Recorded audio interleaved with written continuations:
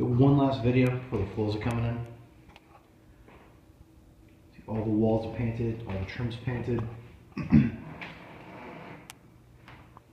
Fireplace mantle are painted.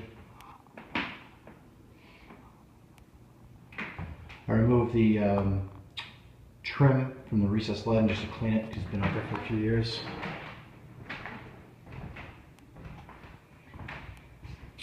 Put another new trim for the recessed lighting in the kitchen.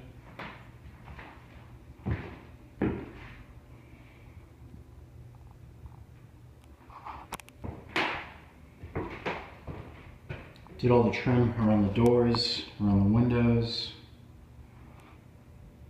Painted it white, and the walls are almost like a grayish silver.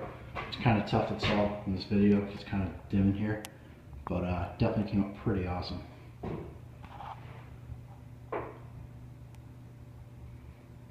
Next video will be with the floors in.